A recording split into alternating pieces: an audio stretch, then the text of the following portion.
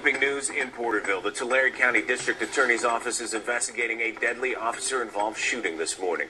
The police shot a man at a home on Villa in Oakmont right before 8 o'clock last night. Action News spoke to a friend of the man who describes him as a selfless man and can't believe he's gone.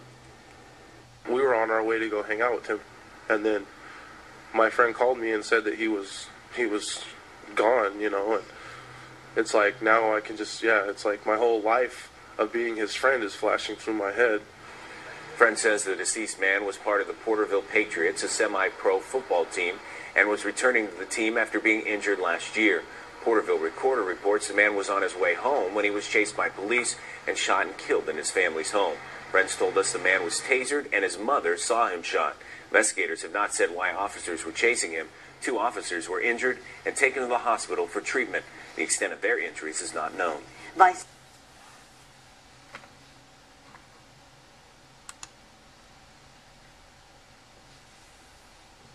Good evening, I'm Warren Armstrong, along with Nancy Osborne, and a group of South Valley neighbors are asking questions tonight after 2 Porterville police officers shot and killed a man. It happened around 7:15 last night near Village Green and Oakmont Streets in Porterville. Action News South Valley reporter Jessica Paris is live with an update from Porterville Police and reaction from friends and family of the man killed. Jessica? Warren, close friends of 27-year-old Vincent Steen are holding a candlelight vigil in honor of him tonight. They are shocked, angry, and sad that he was shot and killed by police last night. Many people who live on this quiet Porterville street are distraught today over the shooting of 27-year-old Vincent Steen, known as a gentle giant and friendly face in the neighborhood. He comes down and rides the bike. He rides with his backpack all the time. He's very athletic. Sunday night, Porterville police say an officer stopped Steen near Henderson and Cottage Avenues for several traffic violations while he was riding his bike to a friend's house. Captain Dempsey says a fight and then foot chase ensued between Steen and the officer, who called for backup. Vincent Steen ran to his house about 2 blocks away. Friends say he was afraid of police and arrived at his home with bruises on his face. He ran inside the house. He told his mom and brother, "I'm scared." The Porterville police say Steen fought with officers inside his house. And sometime during that altercation, 2 members of the Porterville Police Department pulled their weapons and fired multiple shots, striking and killing the individual. Friends and neighbors are upset because they say Steen was shot and killed in front of his mother and younger brother. It's just shocking. It's terrible. You know, I mean, it's totally surreal what's going on right now. You know, I'm having a hard time trying to process this whole thing. Watson, who'd been friends with Vincent Steen for 15 years, says Steen was tall, athletic, and used to play on a semi-professional football team. While he looked big, Watson says he was never violent.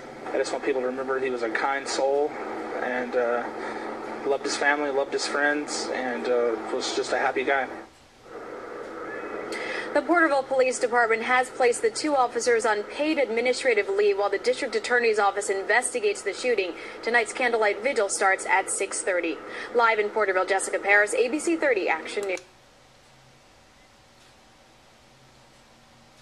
And friends gathered tonight to remember a young Porterville man shot and killed by police. 27-year-old Vincent Steen died last night after a scuffle with officers. And as Action News reporter Gene Hageson explains, family and friends want answers about why police use deadly force. A crowd of more than 100 people came out to honor the memory of Vincent Steen. They're upset and angry, wondering why police had to kill him. Shoot to kill? Yeah, that's outrageous. In front. These friends, neighbors, and family members say they cannot believe Vincent Steen would have done anything to provoke police to shoot and kill him. I'm shocked. I'm appalled at this. Senseless. I mean, this young man, a gentle giant. Teddy bear, big old teddy bear, exactly. I mean, he's wouldn't hurt a soul. Police say Steen committed some sort of traffic violation while riding his bicycle. An officer stopped him. That's when the trouble started. Sometime during that contact with the bicyclist, a fight ensued between the bicyclist and the officer. The officer called for additional officers to assist him. There was a short struggle with multiple officers and the individual at that point.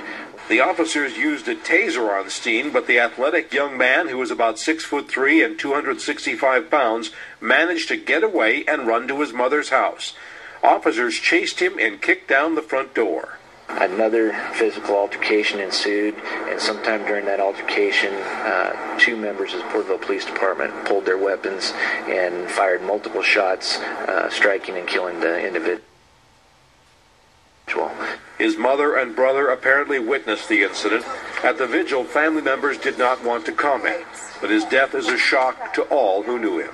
Vincent was very special, and it's just, I'm sure everyone is stunned by this. It's just the last thing in the world you expect. Porterville police have turned the investigation of this shooting over to the Tulare County District Attorney's Office. In Porterville, Gene Higginson, ABC 30 Action News.